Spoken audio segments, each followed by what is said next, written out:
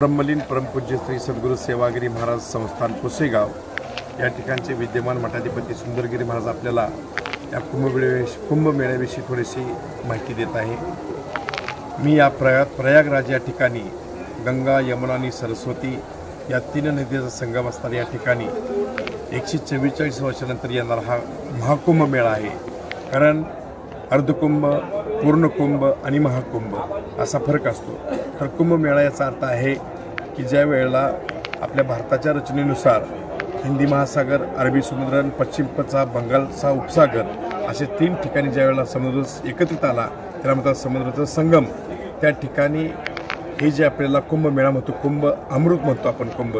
तर ते कुंभ ज्या वेळेला देव आणि दैत्यांचं युद्ध झालं त्यावेळेला वासुकी नावाच्या सर्पाची दोरी केली आणि मेरू पर्वताची रवी केली। एका बाजूला शिपटीकडल्या बाजूला देव झाले आणि त्या तोंडाकडल्या बाजूला राक्षसांना उभा केलं। देवांना स्वतः बुद्धी चांगली होती, त्यांची राक्षसी वृत्तीच्या बुद्धी जरा थोडीशी कमी होती, त्यामुळे देवांचं देव आणि दत्तांचं युद्ध झालं, मंथन झालं। त्यावेळेला या समुद्रातून 14 रत्न निघालेले आहेत। 14 रत्नांपैकी एक अमृत एक रत्न निघालं या समुद्र मंथनातून। आणि ते समुद्र मंथनातून जे अमृत निघालं, कलश निघाला, तो कलश अमृत प्राशन करण्याकरता देवानी दैत्यांचे युद्ध पुन्हा चालू झालं। त्या देव आपल्या भूमीकडे म्हणजे हरिद्वार ऋषिकेशकडे ते अमृत कलश घेऊन पळत होते, पाठीमागून राक्षस त्यांच्या पाठीमागे लागले होते।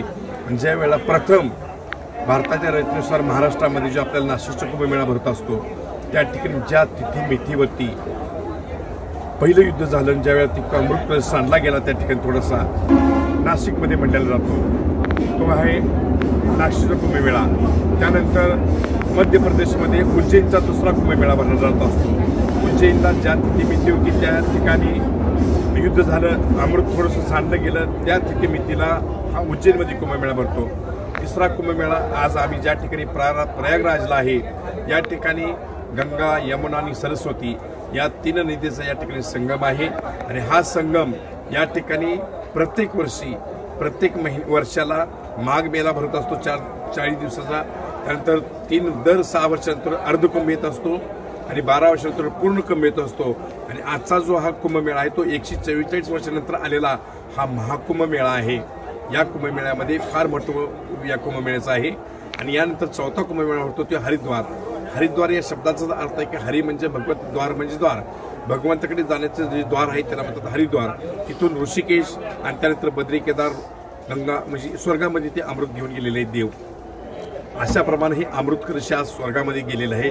परंतु त्या ठिकाणी ज्या तिथीमितीला हे अमृत कलशामधलं जे काही थोडंसं अमृत सांडलं गेलं त्या तिथीमितीवर हा कुंभमेळा भरलेला आहे। परंतु हा जो महाकुंभ मेळा ज्याला म्हटलं जातं हा आपल्या आयुष्यामध्ये 144 वर्षानंतर हा येणारा कुंभमेळा आहे।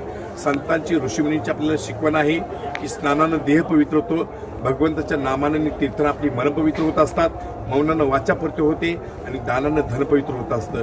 त्यातली ही शिकवण आहे की स्नानानं जे काही आपल्या आयुष्यामध्ये आत्तापर्यंत या नरदेहाकडून जे काही आपल्याला पाप घडलं असेल या 124 वर्षाच्या कारण आपल्या आयुष्यामध्ये पुन्हा कुंभमेळा येतील। परंतु महाकुंभमेळा जो आहे तो याच वेळेला आपल्याला याच आयुष्यामध्ये आपल्याला तो उपभोगता येणार आहे। या तिथीमध्ये आज आपण येऊन एक डुबकी मारली की आपल्या आत्तापर्यंतच्या आयुष्यामधलं पापमुक्त आपण होणार आहोत।